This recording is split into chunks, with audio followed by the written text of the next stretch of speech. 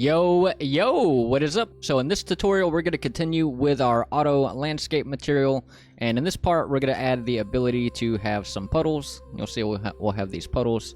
You can turn them on or off. And yeah, let's hop into it. Alright, so first thing we're going to do is we're going to hop in our materials folder, auto landscape, material functions, and we're going to add a material function for our puddles here. So I'm going to right click. I'm going to go to material here, advanced material function. We're going to call this mf underscore puddles, and we're going to open this guy.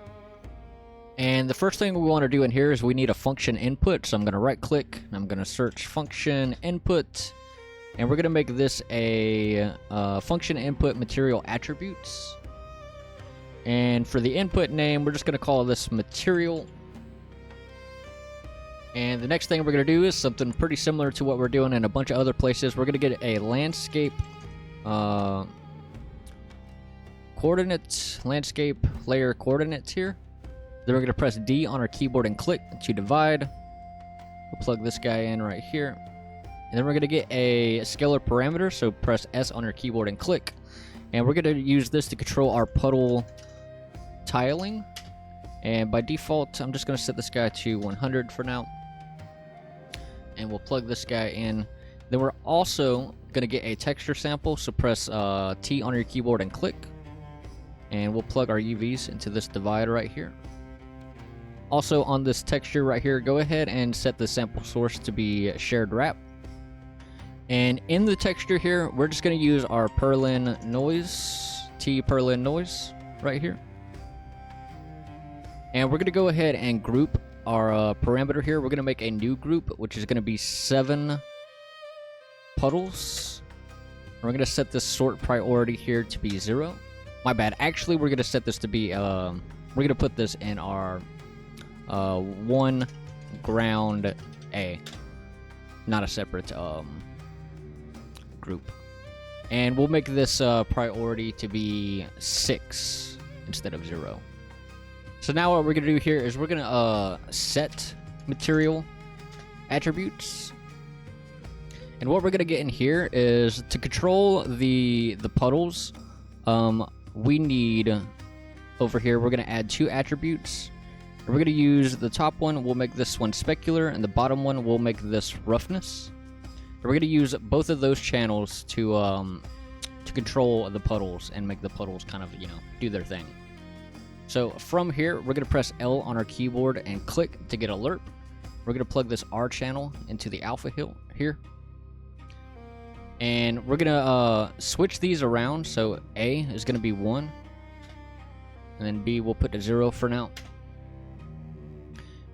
And we'll plug this guy directly into our roughness.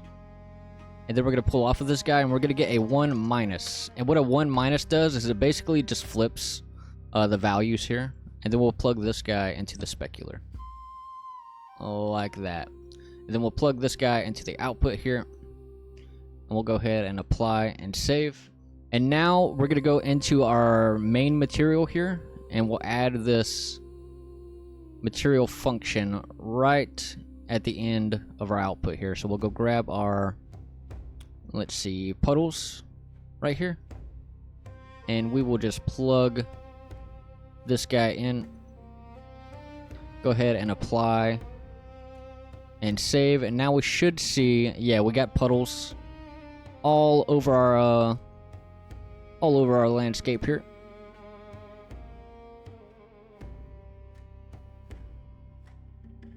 And yeah, or actually, instead of putting this in the output, because that's gonna put it everywhere, let's put this guy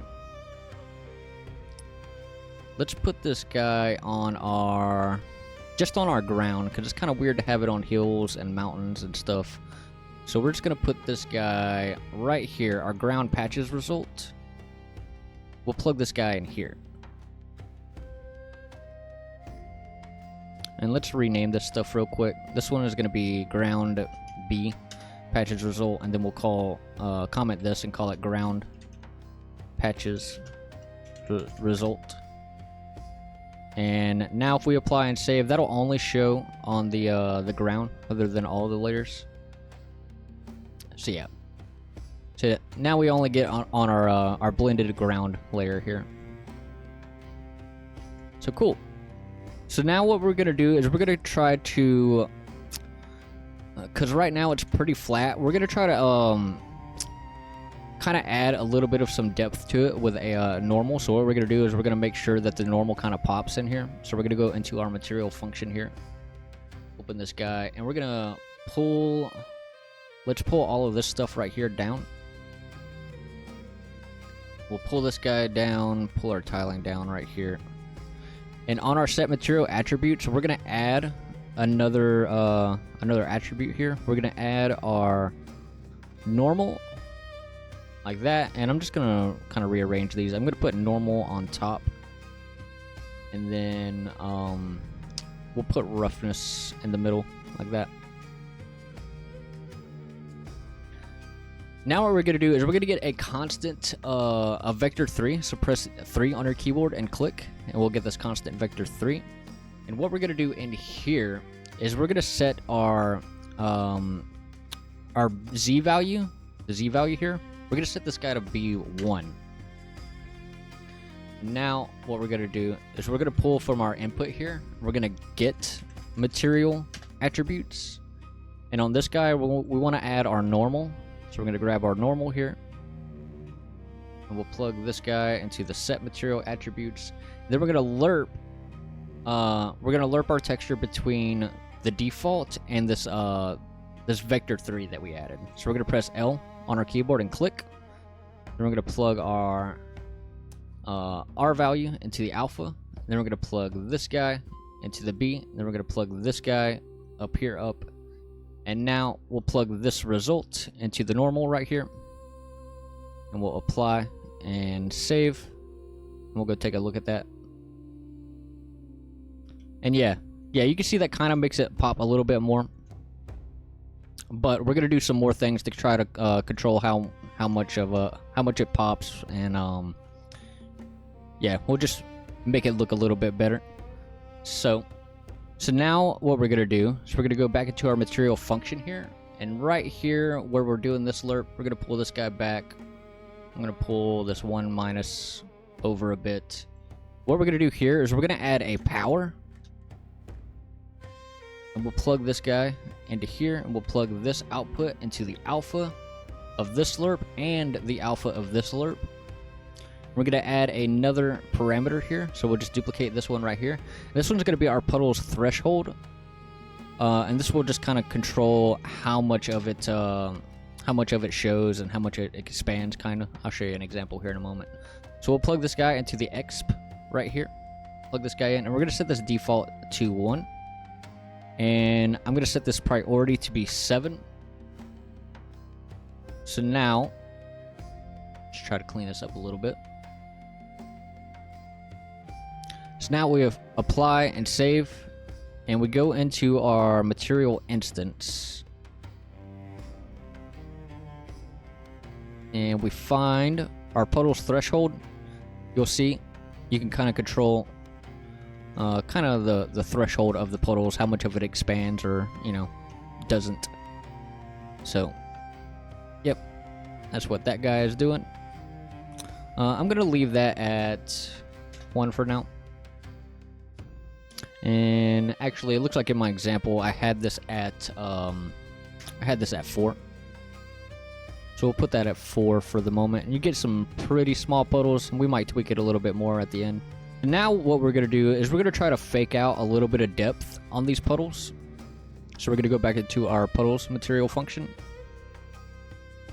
And now what we're going to do is we're going to add after this power, we're going to add a multiply. So press M on your keyboard and click.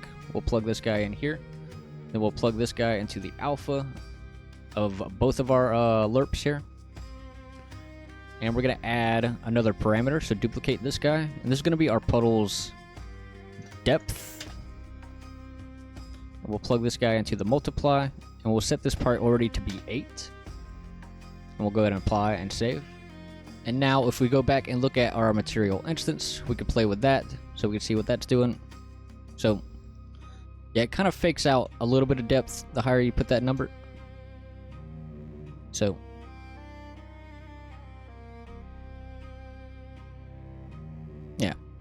I'm gonna set the threshold back to 4, and the depth back to 1 for now.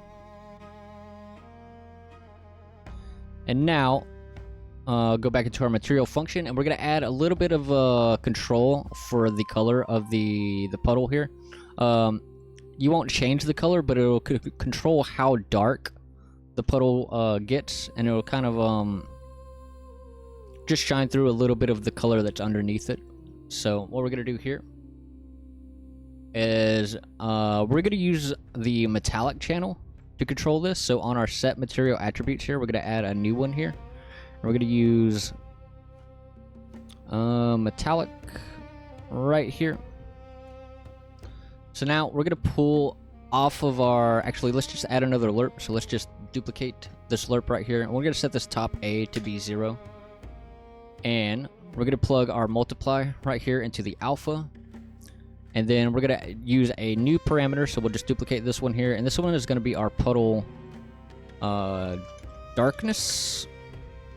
And for now, I'm gonna set this guy to 0. We'll plug this guy into the B, and I'll go ahead and change the priority to be 9.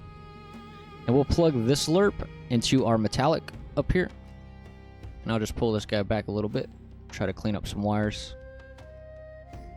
Pull this up this way. So yeah, now this will control the darkness. So if we go and look at what that guy is doing,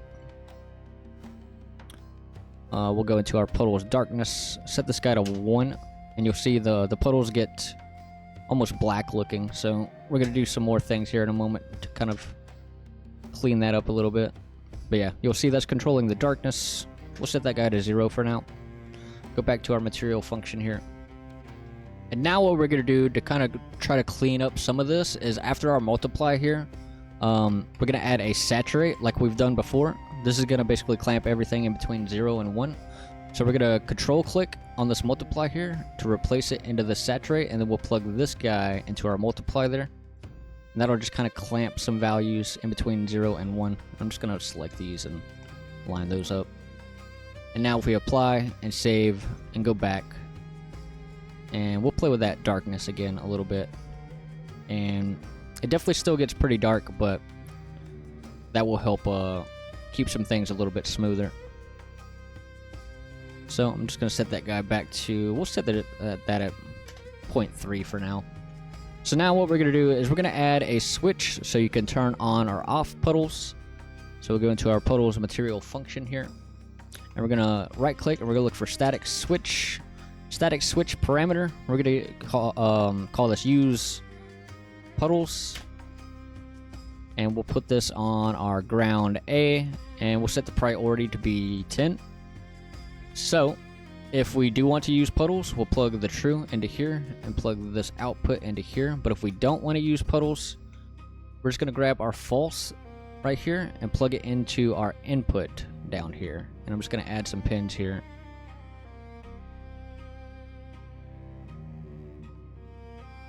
And there we go. So now if we apply and save and go back to our instance here, we now have the ability to use puddles. So we can turn this guy on. You could set the default value to on if you would like. For me, I'm going to leave the default value to off,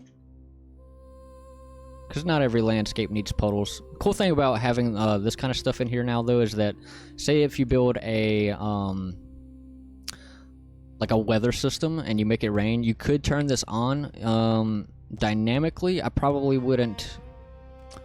We might go over that in the future, but you could turn this stuff on and off dynamically, like say if you have rain and stuff. So definitely a useful option. And some levels just might need puddles, but I would say for the most part probably not, but it's still a useful thing to have. And now I'm just gonna copy the values I had in my example here. So puddles tiling I had at 100. Puddles threshold I actually had at 6. And puddle depth I had at 3.1. And puddles darkness I had at 0.7. And yeah, this is the values I had in my example. So You can tweak these however you like. You know, you might like something a little bit different than what I do. So I'm gonna set that guy back to 100 here, and yeah, that's pretty much it for our puddles. So we're gonna call it here for this one. If you liked the video, hit the like button. If you're new around here, definitely subscribe. If you have any questions, let me know those down in the comments, and I'll see you in the next one. Peace.